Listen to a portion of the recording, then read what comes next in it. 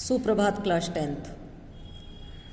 पाठ्यक्रम की जो कटौती हुई तो कटौती होने के बाद पाठ्यक्रम काफ़ी कम हो गया और यूं भी दिसंबर तक 10th और 12th ये दो क्लास के पाठ्यक्रम दिसंबर तक पूर्ण हो जाते थे जब कक्ष में पढ़ाई होती थी। तब भी यूं भी आपका पाठ्यक्रम पूर्ण हो चुका है और जो ऑनलाइन क्लास चल रहा है उसमें किसी भी प्रकार के आपके डाउट को क्लियर करने का प्रयास किया जाता है।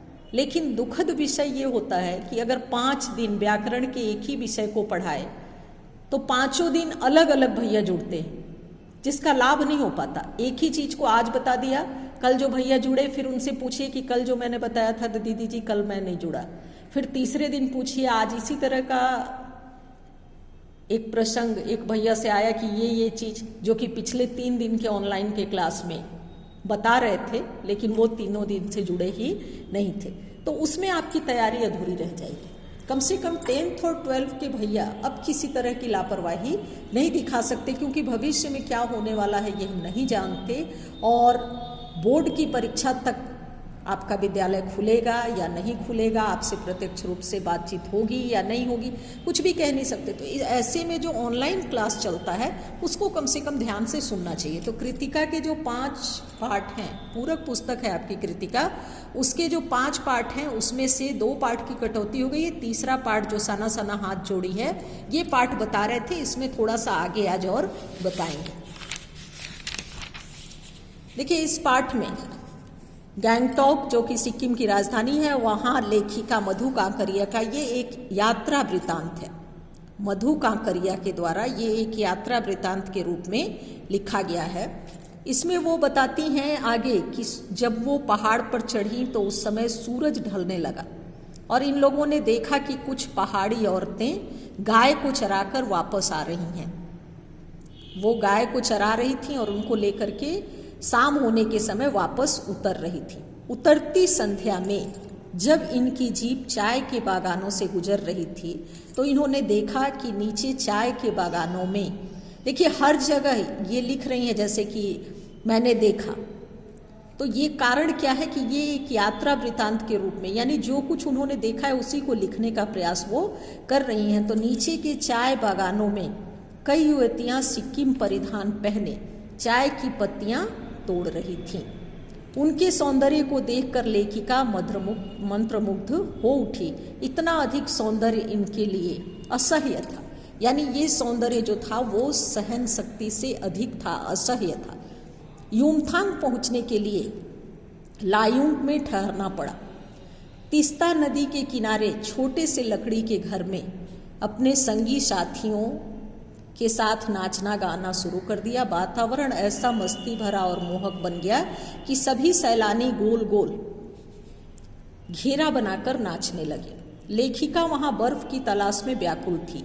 वो बर्फ ही देखने के लिए गई थी, बर्फ की तलाश में वो वहां व्याकुल थी। तभी एक सिक्किमी नवयुवक ने बताया कि प्रदूषण के कारण यहाँ स्नोफॉल लगातार कम होती जा रही है।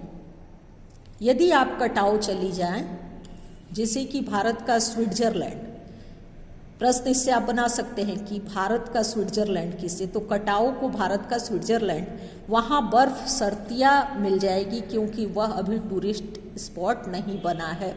देखिए प्रकृति को हम ही लोग खराब करते हैं। प्रकृति को छेड़ने का जो काम होता है वो मनुष्य ही करता है। बाबा अमरनाथ का हम लोग सुनते हैं कि बर्फ से वो बाबा बर्फानी, उनका नाम भी है, शिवलिंग बनता है। लेकिन बीच में छेड़छाड़ होने लगी तो वो शिवलिंग जल्दी समाप्त होने लगा। और कोरोना के समय में तो अब बच्चा भी समझ गया है कि प्रकृति जो है वो हम ही लोगों के कारण प्रदूषित होती है, क्योंकि हम लोगों ने जब निकलना बंद किया तो नदियों का जल स्वच्छ हो गया, वातावरण स्वच्छ हो गया, प्रदूषण समाप्त हो गया। तो प्रकृति कहीं ना कहीं अपने उसी रूप में है, हम उनको परेशान करते हैं। तो ये कहते हैं कि अभी वो टूरिस्ट स्पॉट नहीं बना, वहाँ तक पर्यटक नहीं जा रहे हैं, इसलिए वहाँ प्रदूषण नहीं है और निश्चित रूप से वहाँ पर आपको बर्फ मिल जाएगी।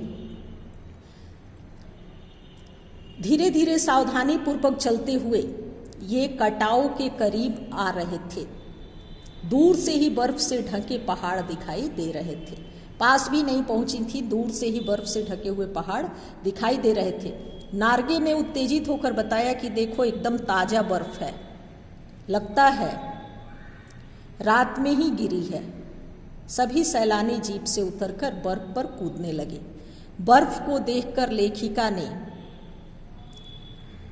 लेखिका के पांव जो थे वो झनझन करने लगे और उनका मन वृंदावन हो रहा था। वहाँ उनके मन में इतनी अधिक प्रसन्नता थी, पर लंबे जूते न होने के कारण वह बर्फ का मजा नहीं ले पाई, क्योंकि बर्फ में चलने के लिए लंबे जूते की आवश्यकता थी।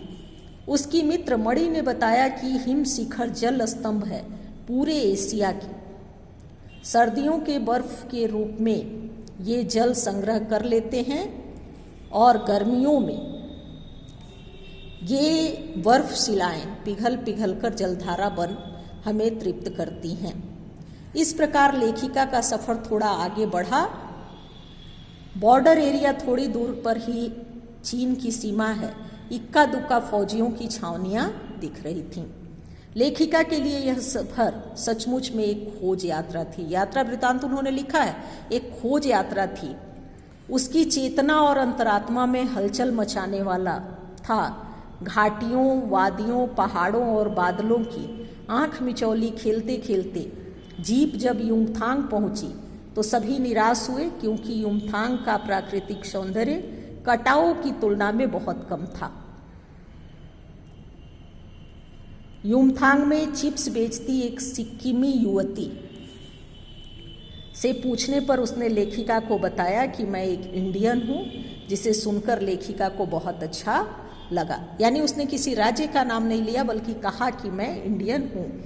जैसे ही सभी जीप में बैठने को हुए तभी एक पहाड़ी कुत्ते ने रास्ता काट दिया। मणि ने बताया कि वे कुत्ते किसी को काटते नहीं, केवल चांदनी रात में भौंकते हैं।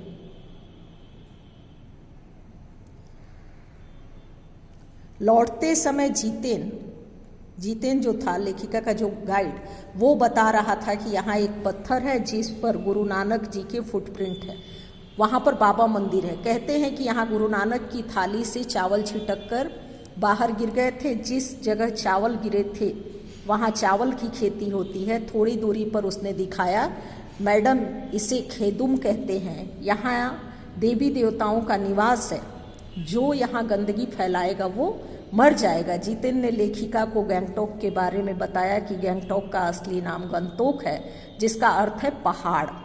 रास्ते में वह बताता गया कि युमथांग पहले टूरिस्ट स्पॉट नहीं था। यह तो भारतीय आर्मी के कप्तान शेखर दत्ता के दिमाग की उपज थी, जिसने घाटियों के बीच रास्ते निकालकर इसे टूरिस्ट स्पॉट बनाने का प्रयत्न किया। और अभी ये